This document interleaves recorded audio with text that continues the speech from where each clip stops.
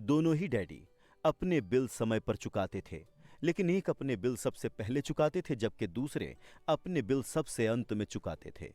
एक डैडी का ये मानना था कि कंपनी या सरकार को आपकी और आपकी आवश्यकताओं की परवाह करनी चाहिए। वो हमेशा वेतन वृद्धि, रिटायरमेंट योजनाओं, चिकित्सकीय लाभ, बीमारी की छुट्टियों, छुट्टी के दिनों की संख्या और दूसरी सुविधाओं के बारे में चिंतित रहते थे।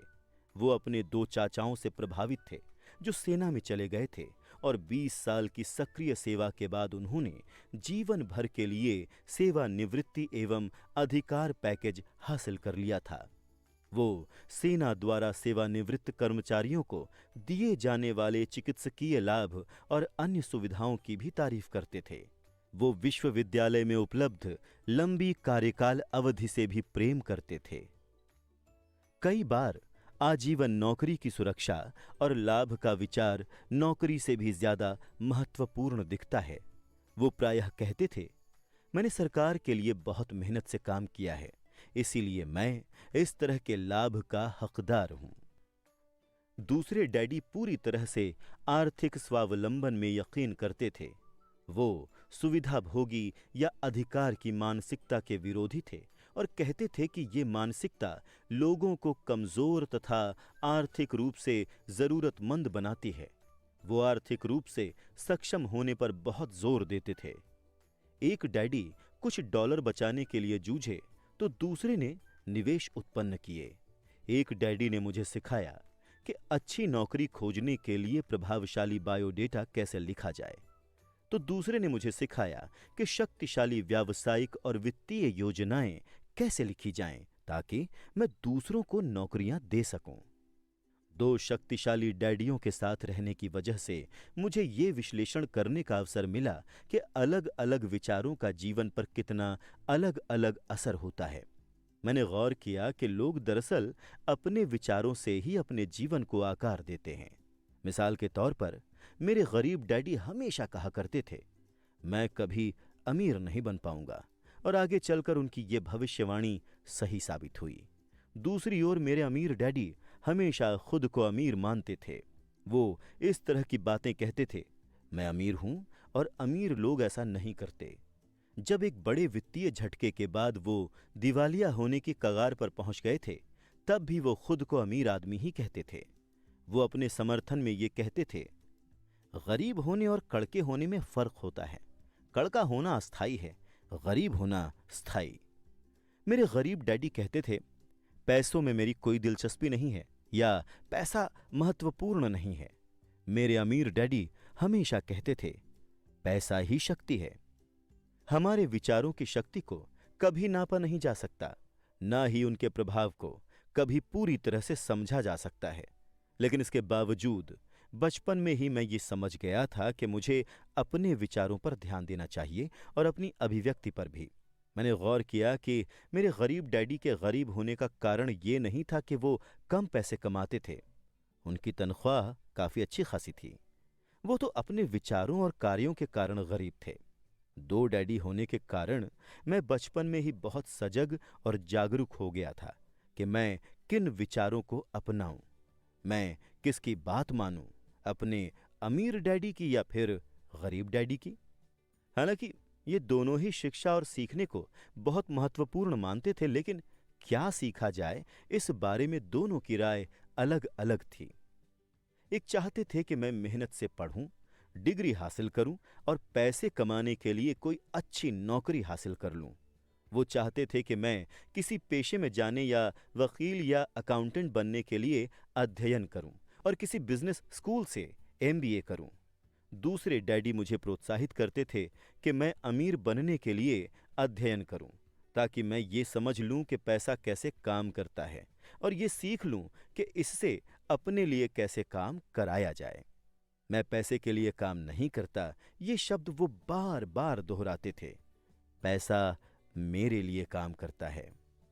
गरीब होने और कड़के होने में फर्क होता है। कड़का होना अस्थायी है, गरीब होना स्थायी है। 9 साल की उम्र में मैंने ये फैसला किया कि मैं पैसे के बारे में अपने अमीर डैडी की बात मानूंगा और उन्हीं से सीखूंगा। इसका मतलब ये निर्णय लेना भी था कि मैं अपने गरीब डैडी की बातें अनसुनी कर दूंगा, हालांकि उनके पास कॉलेज की ऊंची ऊंची डिग्रियां थीं। रॉबर्ट फ्रॉस्ट का सबक। रॉबर्ट फ्रॉस्ट मेरे प्रिय कवि हैं। हालांकि मुझे उनकी बहुत सी कविताएं पसंद हैं, लेकिन द रोड नॉट टेकन मुझे सबसे ज्यादा पसंद है। मैं इसके सबक का इस्तेमाल लगभग हर दिन करता हूं। द रोड नॉट टेकन, वो राह जिसे चुना नहीं गया। पीले जंगल में दो राहें अलग अलग जा रही थीं, और अफसोस कि मुझे उन दोनों में से एक को ही चुनना था। और यात्री के तौर पर मैं काफी देर तक खड़ा रहा, और मैंने एक को देखा जितनी दूर तक मैं देख सकता था इसके झुरमुटों में मुड़ने से पहले। फिर मैंने दूसरी राह चुनी जो उतनी ही अच्छी थी, और संभवतः इसका दावा बेहतर था, क्योंकि यहां घास ज्यादा थी और राहगीर कम गुजरे थे, और उस सुबह दोनों ही राहें एक जैसी पत्तियों से ढकी थीं, जिन पर किसी ने चलकर निशान नहीं बनाए थे। ओह, मैंने पहली राह को किसी दूसरे दिन के लिए छोड़ दिया, लेकिन ये जानते हुए कि रास्ता किस तरह आगे रास्ता खोलता जाता है। मुझे यकीन नहीं था कि मैं वहां कभी लौट पाऊंगा। मैं आह भरकर ये कहूंगा, आज से युगों युगों के बाद। एक जंगल में दो राहें अलग अलग जा रही थीं, और मैंने उस राह को चुना जिस पर कम लोग यात्रा करते हैं, और इसी से सारा फर्क पड़ा। इतने बरसों में मैंने अक्सर रॉबर्ट फ्रॉस्ट की कविता के बारे में विचार किया है। पैसे के बारे में मेरे उच्च शिक्षित डैडी की सलाह और नजरिए को न मानने का निर्णय दुखद था, लेकिन यह कैसा निर्णय था जिसने मेरी जिंदगी की दिशा तय कर दी। एक बार जब मैंने ये फैसला कर लिया कि किसकी बात मानूंगा, तो धन के बारे में मेरी शिक्षा शुरू हो गई। मेरे अमीर डैडी ने मुझे 30 साल तक सिखाया, जब तक कि मैं 39 साल का नहीं हो गया। इसके बाद उन्होंने सिखाना छोड़ दिया, क्योंकि तब उन्हें एहसास हो गया कि मैं वो सब कुछ जान गया था और पूरी तरह से समझ गया था जो वो अक्सर मेरी मोटी खोपड़ी में घुसाने की कोशिश करते थे। पैसा शक्ति का एक रूप है, लेकिन वित्तीय शिक्षा इससे भी ज्यादा शक्तिशाली है। पैसा आता जाता रहता है, लेकिन अगर आप जानते हैं कि पैसा कैसे काम करता है, तो आप इस पर काबू कर सकते हैं और दौलत बनाना शुरू कर सकते हैं। सिर्फ सकारात्मक सोच से ही काम नहीं बनता है। इसका कारण यह है कि अधिकतर लोग स्कूल कॉलेज तो गए थे, लेकिन उन्होंने कभी ये नहीं सीखा कि पैसा काम कैसे करता है। इसीलिए वो पैसे के लिए काम करने में अपनी पूरी जिंदगी बिता देते हैं। जब मेरी शिक्षा शुरू हुई थी, उस वक्त मैं केवल 9 साल का था। इसीलिए मेरे अमीर डैडी ने मुझे जो सबक सिखाए वो सरल थे। बाकी बातें जो भी हों, उनके सिर्फ 6 मुख्य सबक थे, जिन्हें उन्होंने 30 साल तक दोहराया। ये पुस्तक उन्हीं 6 सबकों के बारे में है, जिन्हें उतनी ही सरलता से बताया गया है जितनी सरलता से अमीर डैडी ने मुझे उन्हें सिखाया था। ध्यान रहे, सबक का मतलब जवाब नहीं है, इसका अर्थ तो मार्गदर्शक है।